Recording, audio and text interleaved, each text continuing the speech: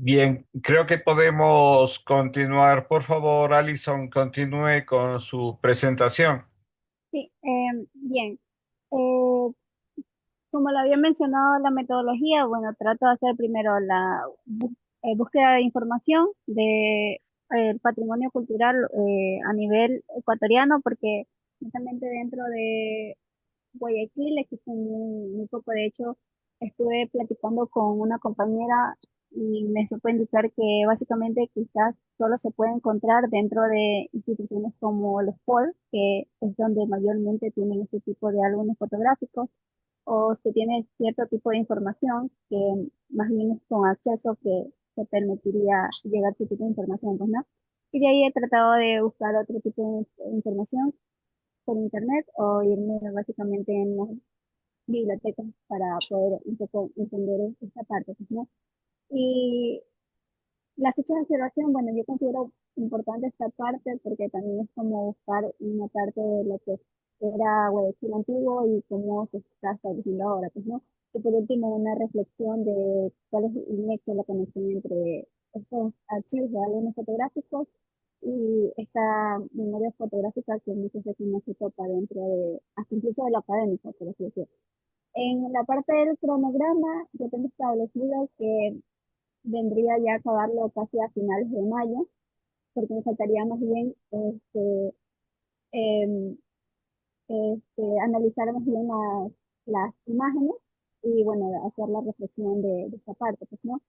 Y de ahí el resto de la bibliografía, la información ya la tengo buscada, solo me faltaría más bien hacer esa parte como tal. Bien, creo que sería importante que tome contacto con algunos historiadores. Eh, Melvin Hoyos es un arquitecto que fue director de cultura del municipio de Guayaquil en la época de Nebot. Pero es interesante porque él dio gran impulso justamente a estas cuestiones de archivos de la ciudad. Y él tiene un grupo que se llama Amantes de la Historia que de pronto pueden tener información. Entonces yo le aconsejaría que se contacte con este arquitecto Melvin Hoyos, ¿no? Para que él le pueda sugerir ciertas cosas, porque me parece un tema súper interesante el rescate de los álbumes familiares que tienen información también ahora histórica importante de la ciudad. Les había comentado o les presenté el caso de Alberto Breil, que justamente eran filmaciones familiares hechas en 1930 y que a lo largo del tiempo ya cobra una importancia fundamental esos archivos familiares. Igual con el tema que usted está haciendo de la fotografía, me parece importante. Pero eso, trate de apoyarse en gente que de pronto puede ayudarle con este tema, ¿no? A recopilar más información. Ah, ok, listo. Una pregunta, ¿en qué estado está su proyecto? O sea, usted más o menos, ¿qué tiempo le calcula que le llevará a terminar todo? Como en 2 semanas, casi finalizando ya mayo.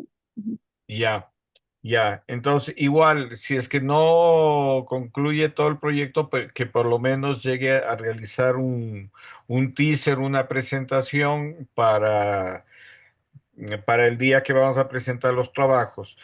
Sin embargo, yo lo que les aconsejo a todos es que independientemente de esta presentación final, puedan ustedes continuar con sus proyectos porque me parece muy interesante los trabajos que están abordando.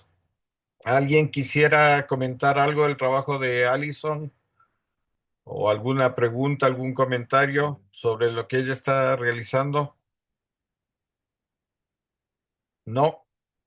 Bueno, seguimos. Gracias, Allison. Eh, Lore, ¿usted quería presentarnos su proyecto? Sí, yo quería presentar mi videíto a ver qué se Ya, entiende, qué vale quitar. ya, Eso. ya le pongo para que pueda compartir. Y ya, gracias. Ya. Ok.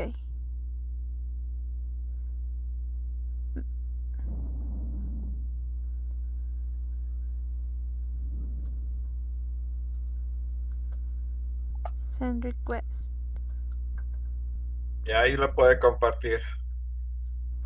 A ver. Em, a ver. Me pones en aprietos con esta tecnología, Carlos. Simple vista, hablar de contratos. Sí, A ver. si yo que soy mayorcito he aprendido a manejar esto. Es que yo soy bien rudita, en cambio. A ver. Tienes que seleccionarle el video, pones compartir y ahí En seleccionar el mi video y activar también la parte de sonido para que se pueda compartir con el sonido. files. Docs. No me deja seleccionar en el. No me deja seleccionar en el. A ver, voy a ver si. Abajo en la flechita de compartir le aplastas y ahí te va a salir lo que tienes abierto. Es que tienes que tenerle Ahí ya sí yo abierto. creo que me deja. Ya, tienes que tener ya abierto tu proyecto.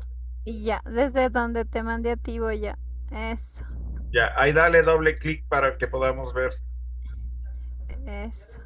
Ahí estamos viendo. Ahí, Ya. Sí, ahí ya estamos, ¿no es sí, cierto? ahí podemos ver.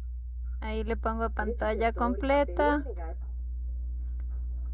No. Ya, ahí sí ya está. Ya.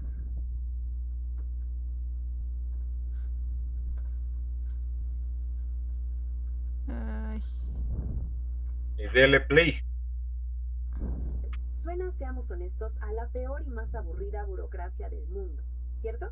Pero detrás de todo ese glamour de las cámaras, de las alfombras rojas y los festivales, hay una conexión súper profunda y vital que a veces pasamos por alto. Y es que esos documentos legales, esos papeles, son literalmente el escudo que protege la memoria audiovisual de un país. Así que vamos a meternos de lleno en este análisis para entender por qué. Para arrancar, tenemos que plantearnos la gran pregunta de este material. ¿Cómo se configuran realmente la autoría, la memoria audiovisual y la formación ética en el cine actual? Porque históricamente, nuestro cine se ha contado dándole todo el reflector a un grupito de directores, dejando en la sombra a la gente que diseña o conceptualiza las historias desde cero. Hoy vamos a desempacar todas estas fallas estructurales dentro de la creación independiente y, más importante aún, vamos a ver las soluciones. Lore, puedes subirle un poco el volumen porque casi no se escucha. La hoja de ruta para hoy es muy clara. 1. El conflicto de autoría. 2. Los casos de son. 3. Tres tipos de derechos. 4. Roles y herramientas legales. 5. Protección en 5 fases. Y 6. Ética y memoria audiovisual. Empecemos con el punto número 1. El conflicto de autoría. Todos sabemos que hacer cine es un trabajo en equipo. Es una obra 100% colectiva. Pero curiosamente, en las producciones independientes vemos una ausencia alarmante de marcos legales claros. O sea, no hay contratos escritos, y esto deja a los equipos creativos pendiendo de un hilo. Desde la persona a la que se le ocurre la idea original hasta el guionista o el director de arte, todos quedan en una vulnerabilidad absoluta. Para ponerlo en perspectiva, arrancar a grabar una película sin firmar papeles es exactamente lo mismo que fundar una empresa tecnológica millonaria sin dejar ni un solo acuerdo por escrito. ¡Una locura!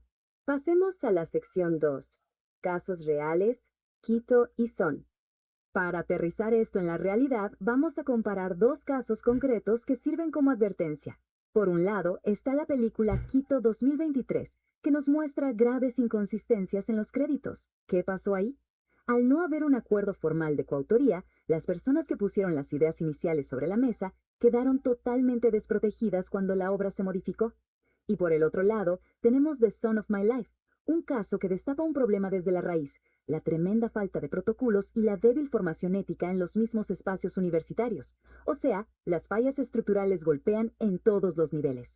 De estas dos experiencias sacamos una cita del material que literalmente da en el clavo. La ética no puede sustituir al derecho. A ver, en el cine independiente es facilísimo caer en la trampa de pensar que Como somos amigos haciendo arte, todo va a fluir. Pero las buenas intenciones no son suficientes. Para nada. Sin contratos de por medio, no hay nada que destruya una amistad o un proyecto más rápido que el éxito o el fracaso de una película. Y con eso, entramos a la sección 3, tres tipos de derechos. Aquí es donde las cosas se ponen un poco más técnicas, pero súper interesantes. En Ecuador, todo este marco legal se rige por el Código Orgánico de la Economía Social del Conocimiento, o COESC, del 2016. Esta es la ley que dicta las reglas del juego. Y lo que nos dice es que dentro de una misma obra audiovisual no hay un solo tipo de derecho, sino que coexisten tres categorías diferentes operando al mismo tiempo. Imaginen que son tres capas de protección distintas. La primera son los derechos morales. Estos son inalienables, jamás se pierden, garantizan que su nombre esté en el póster y evitan que alguien mutile o distorsione la obra. La segunda capa son los derechos patrimoniales. Aquí hablamos del aspecto económico, la venta, la distribución, el cheque de las plataformas de streaming. Estos derechos sí se pueden transferir o vender. Y finalmente, los derechos conexos. Estos son vitales porque protegen a quienes aportan muchísimo, pero no son los autores del guión o la dirección, como los actores que ponen su rostro, los músicos y los técnicos. Es un error común en el cine independiente pasar a llevar estos derechos por simple desconocimiento. Ahora, sección 4. Roles y herramientas legales. Ojo con esto porque es el punto crítico del asunto. La ley ecuatoriana dice que cuando un equipo divide roles desde el inicio de un proyecto, la película se convierte automáticamente en una obra en colaboración. ¿Qué significa esto en la práctica? Que si no hay un contrato que especifique lo contrario, absolutamente todos los involucrados se vuelven dueños por partes iguales de los derechos patrimoniales. Imagínense el caos burocrático que es intentar vender esa película a un festival si tienen que conseguir el permiso de 20 personas distintas. Por eso, los acuerdos tempranos son fundamentales. Es literalmente como armar un rompecabezas, donde cada pieza necesita su propio candado legal. Si miramos esta matriz, vemos que cada rol en el set requiere un documento muy específico. Un guionista, que tiene derechos morales y patrimoniales, necesita firmar un contrato de guión para ceder la parte económica. Los actores, por su lado, tienen derechos conexos sobre su propia imagen y voz, así que requieren un contrato de imagen. Y la persona que hace la música original necesita una licencia de sincronización. No sirve usar un machote genérico de Internet para todo el mundo. Llegamos a la sección 5. Protección en 5 fases. La protección legal no es un trámite pesado que dejamos para el final. Es una ruta continua a lo largo de toda la película. Fíjense en estas 5 fases. Fase 1. Idealización. Ahí se firma el acuerdo del equipo fundador. Fase 2. El guión. Hay que guardar un historial de las distintas versiones con sus fechas. Fase 3. Producción. Aquí nadie se para frente a una cámara sin un contrato de imagen firmado. Fase 4. Postproducción. Toca ir a registrar la obra ante las autoridades para blindar los créditos oficiales. Y por último, la fase 5. La vida cultural. Asegurar contratos súper limpios para la distribución en festivales y los cobros de regalías. Para llevar a cabo todas estas fases en Ecuador, existen herramientas e instituciones clave que nos facilitan la vida. El SENADI proporciona la prueba oficial, esa prueba irrefutable de titularidad y fecha. Los contratos de cesión son el vehículo para transferir los derechos económicos al productor. Y la afiliación a SAIS, la Sociedad de Autores y Compositores, es totalmente esencial para la gestión colectiva. Básicamente, son quienes recaudan el dinero cuando la película se proyecta públicamente. Conocer estas 3 herramientas empodera enormemente a cualquier cineasta. Y entramos a nuestra última parte, la sección 6, ética y memoria audiovisual. La cosa es que para que haya un cambio profundo en la industria, las universidades tienen que tomar la batuta. La formación ética debe volverse institucional. El análisis nos propone acciones directas. Incluir módulos obligatorios de propiedad intelectual en los programas de cine. Exigir que los estudiantes entreguen un dossier jurídico completo de su corto final para poder graduarse. Facilitar plantillas de contratos para presupuestos bajos. Y lo más importante de todo, empezar a tratar toda esta documentación no como papeleo, sino como pura memoria audiovisual. Y ese es precisamente el mensaje central que consolida este análisis. Los contratos y los registros legales no son molestias burocráticas, son la armadura de nuestro arte. Proteger claramente quién hizo qué y bajo qué condiciones es absolutamente indispensable para construir y preservar el legado audiovisual de un país. Sin documentos, las obras más increíbles corren el altísimo riesgo de perderse en disputas o quedar archivadas acumulando polvo en el olvido. Entonces, para cerrar, les dejo con esta pregunta provocadora para pensar un rato. ¿Puede verdaderamente la industria del cine independiente local prosperar, crecer y preservar su memoria cultural sin antes haber asegurado sus cimientos legales y éticos? El talento y la creatividad de nuestra región sobran, de eso no hay duda, pero la madurez de la industria exige estructura. Muchas gracias por acompañarnos en esta exploración y nos vemos en la próxima.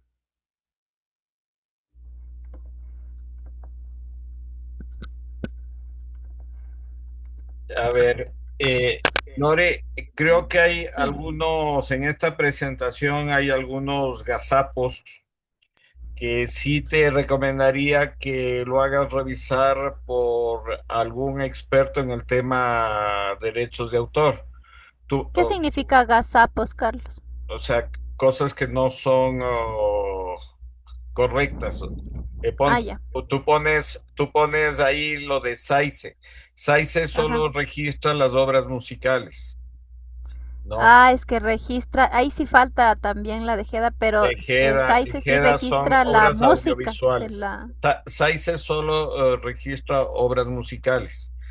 la Entonces, música de la película registra SAICE. O sea, lo que sí me está faltando es poner Jeda y Uniarte. Pero por eso. SAICE también sí registra la música de la Sí, pero película. eso te digo, SAICE es solo la parte musical. Ya, Entonces, si hay eso, gazapos, por eso te digo. Y hay otras cosas con respecto a esta, la ley Ingenios que salió en el 2016, ¿no? ya. Esta que haces referencia, que más bien ahí, bueno, daba Ley ciertas, ingenios. sí, daba ciertas aperturas a esto. Pero sí, lo fundamental es que para cualquier obra audiovisual sí son fundamentales los contratos. Pero así tengas un contrato, si alguien te demanda y Ajá. y tiene buenas palancas, te puede ganar un juicio. Porque Ah, bueno, aquí los jueces, problema de lamentablemente, los sí, jueces es terrible, claro. lamentablemente en nuestro país la justicia es para el que tiene más plata, o como se dice vulgarmente, la justicia es solo para el de poncho, ¿no? Claro, se dejan comprar los jueces, los abogados, No, los peritos se dejan comprar. y todavía funciona en este país, lamentablemente, que quien tiene poder económico es el que va a ganar en un juicio. Entonces, esa parte yo creo que sí deberías toparlo, porque no es tanto así, como te digo, así tengas un contrato, si alguien te demanda y tiene palancas, es lo que le pasó a un amigo, ¿no? Que tuvo que volar a Estados Unidos porque si no le metían preso por meterse. Entonces, ¿te parece si como un capítulo también ponemos esto de qué se pone como el manejo de influencias?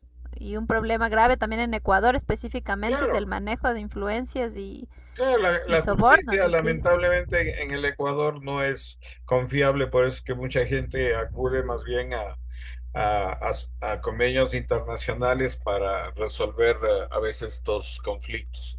Pero lo que sí te recomendaría es que esta presentación sí le hagas de revisar con alguien experto en el tema, porque ya te digo, hay algunas cosas que no son muy precisas y que sí sería para una exposición o para una presentación, sí poner cosas exactas y precisas, al menos con respecto a eso. Carlos, y dos consultitas. ¿A qué te refieres con instituciones internacionales para resolver estos problemas? ¿A cuáles instituciones internacionales? Hay el acuerdo de Cartagena, ¿no? Que es un poco el macro que resuelve esto de, ¿cómo se llama? De ley de marcas y propiedad intelectual, o sea, sobre el SENADI, digamos, hay organismos internacionales, entonces uno cuando tiene estos conflictos acude al acuerdo de Cartagena, que es un poco el marco jurídico que firmaron todas las naciones latinoamericanas para el tema derechos, ¿no? Creo que Paraguay o algún otro país están exentos de eso, pero la mayoría firmó eso del Acuerdo de Cartagena. Ah, ya, gracias. Y otra consulta, ¿qué es esto de la ley de ingenios? Es la que salió en el 2016 que tú haces referencia, se llamaba así, en la del 2016 en donde Ah, ya. estaba puesto lo de derechos de autor, se llamó originalmente Ley de Ingenios, y ahí, Y esta que luego se pasó a la COEC, no sé qué. ajá, sí, Ya, ya, pero ok. esa fue por eso te digo, o sea, yo sí te recomendaría que con algún abogado experto en el derecho de autor revise tu presentación para que Ya. te dé precisiones más que nada. Eh, Ya, gracias, Carlos. Sí, Bien, ya ¿alguien voy a... Ujú. quisiera comentar el trabajo de Lorena, preguntar algo o aportar algo? Sí, Doménica, ¿quiere decir algo? Sí, yo creo que tal vez estaría bueno que converses un poco más en la presentación o expliques un poco más o lo relaciones también un poco más con lo que tú nos comentabas la vez pasada, de este tipo de obras que además de la tuya, tal vez han tenido estas vulneraciones para como que un poco esa parte teórica poder llevarlo a la práctica, de que esto sí sucede y han sido estos casos lo que ha pasado. Eso Ah, creería. ya, ya, Doménica, gracias. Bueno, ahora sí de primera mano yo no tendría, pero si de repente ustedes tienen alguna información que me puedan facilitar a mis redes sociales desde @lorita.cineasta. Si tienen conocimiento de cualquier otro compañero que esté en este dilema, como para incluirle en el bloque de los casos actuales, ¿no? De ejemplo, estaría buenazo, gracias. O investigar también un poco en el Senadi, ¿no? O sea, muchas veces los trámites de estos son públicos, entonces puedes acceder a esa información y ver algunos otros casos. Ok, listo, gracias. Bien, ¿alguien más que desee presentar su proyecto o comentarnos su proyecto? ¿En qué etapa vamos, Boris, por favor? Buenas. Trataré de ser breve con mi investigación. Me he dado cuenta que muchos se han ido por el lado de la preservación de fotografías de álbumes familiares. Bueno, el mío también tiene que ver con mi familia, llamado de Fragmentos de Memoria, ese nombre le puse, y más allá de lo familiar, del contenido familiar que tiene, pues lo que trato yo de demostrar es el contenido histórico que estas conllevan. Pueden ser la arquitectura, la geografía del lugar, tanto como sus costumbres, ropa, peinado y todo lo referente que uno puede captar en una imagen. Y como objetivo yo tengo que analizar las fotografías familiares como archivo histórico capaz de preservar la memoria colectiva y el patrimonio cultural de una comunidad. Y, y como marco teórico, la fotografía funciona como esta herramienta de memoria, documentación histórica. He investigado ciertos autores como Susan Sontag, Roland Barthes, que explican que las imágenes conservan experiencias, identidades y contextos sociales. Como metodología, la investigación tendrá un enfoque cualitativo y descriptivo, donde recopilo las fotografías familiares antiguas, las cuales serán clasificadas y analizadas junto con testimonios para identificar elementos históricos y culturales presentes en la imagen. Estas imágenes las voy a recopilar de forma cronológica y estudiaría aspectos como la arquitectura en espacios urbanos, la geografía de paisajes, moda, peinados, costumbres y celebraciones, hechos históricos que sean registrados en la fotografía. Y el resultado final será un archivo documental escrito que organice y contextualice estas fotografías como parte de la memoria histórica comunitaria. Hasta ahora he podido anexar a mi documento fotografías desde los años 30. Si puedo compartir, puedo enseñarlas.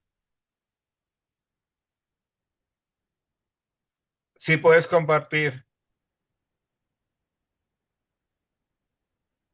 Dale doble clic para poderlo ver. Ahí está. Ya. Bueno, aquí está todo lo que hablé, ya lo hablé súper resumido. Mi cronograma, ya estamos en la semana 2 de mayo, donde lo que hago es anexar las fotografías, la bibliografía y bueno, nexos. Aquí lo que me falta es colocarle título a cada imagen. Esta imagen, por ejemplo, es de 1930. Aquí vemos un vestuario de baño, un traje de baño. Esta es de 1932. Aquí lo que trato de rescatar es la vestimenta, un bautizo, primera comunión, la ropa de esa época.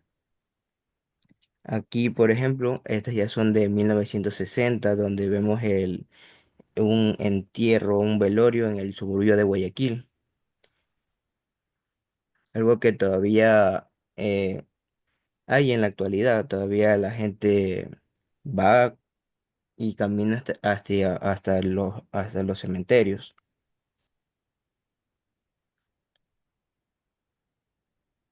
También tengo de bodas, de bautizos, peinados. Esta es de la calle, el centro de Guayaquil. Esta ya es de los años 70.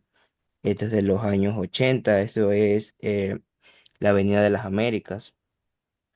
Aquí, en cambio, ya es de los años 80. Se trata de la Avenida 9 de Octubre, un desfile del Día del Trabajo. Y una fotografía de la fuente que se encuentra en la 9 de octubre de los años 2000. Entonces esto es lo que he estado recopilando a lo largo de estas semanas.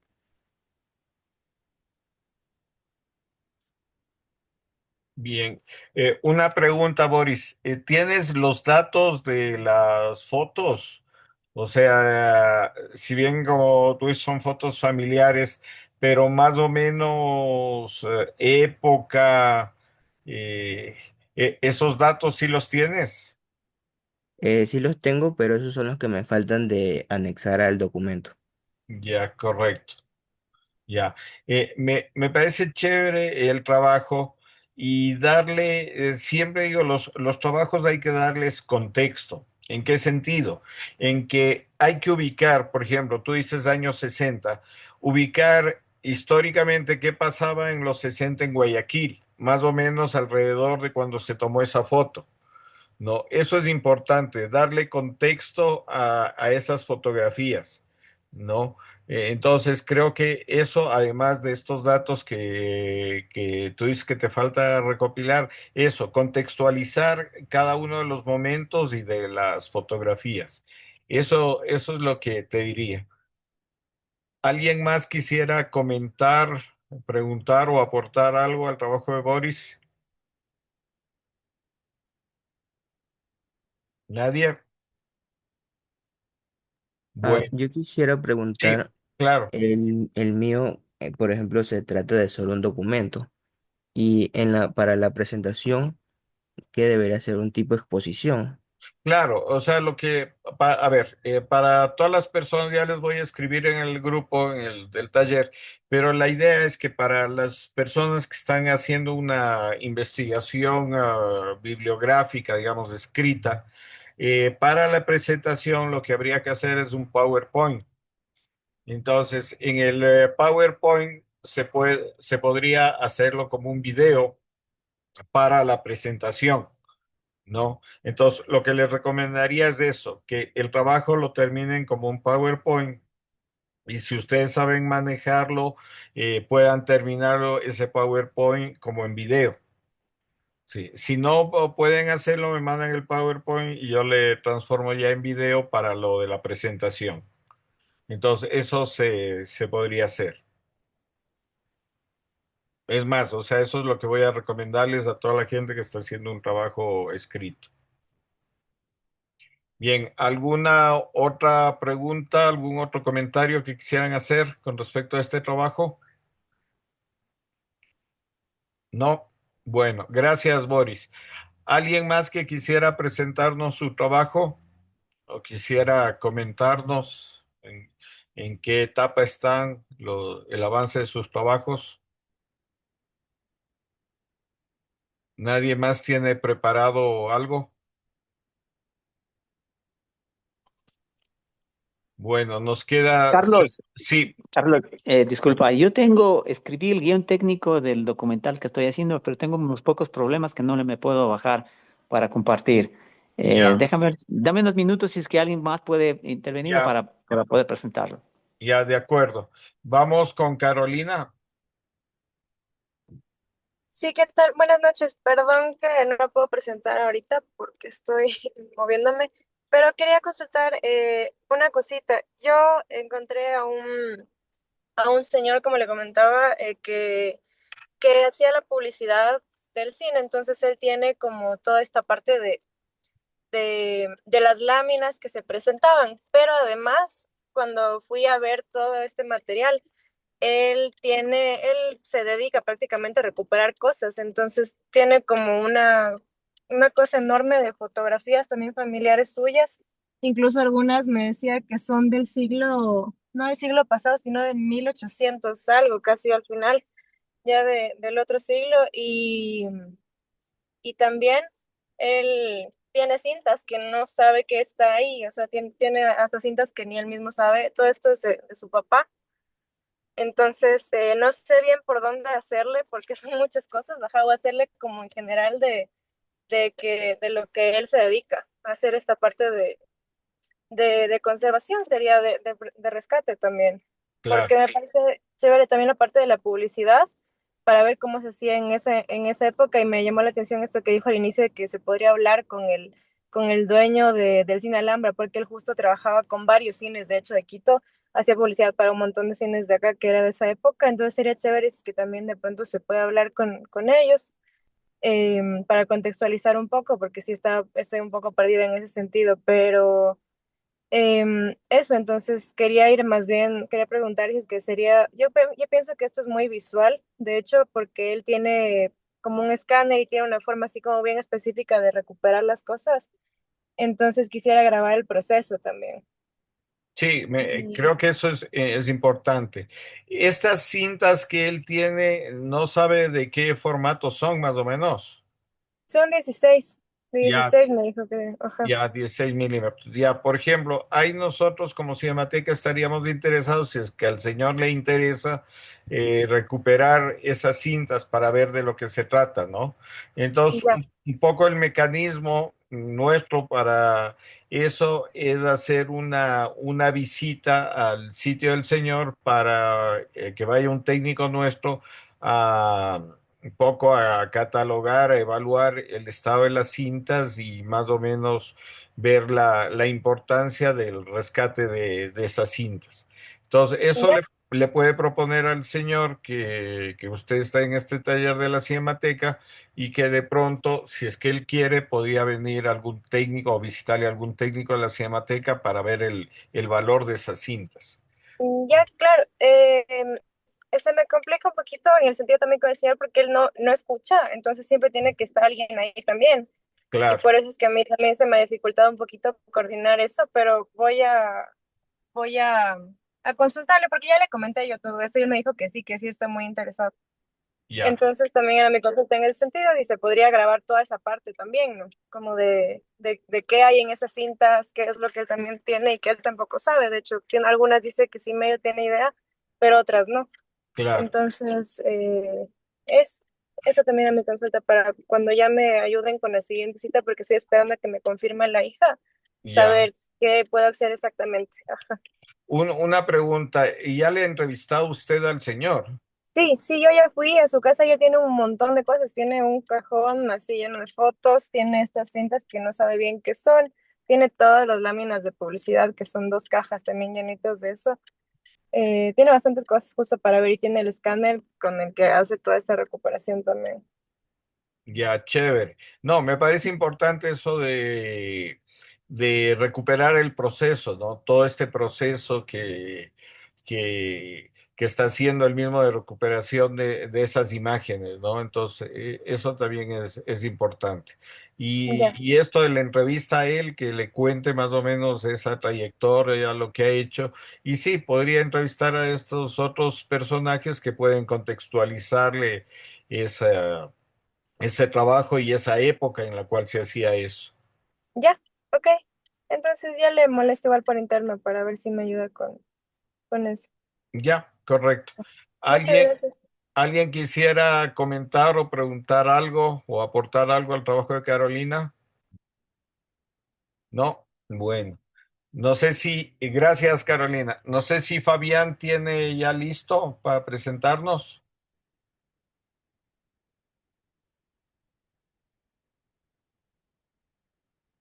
Fabián, que ya nos queda menos de un minuto.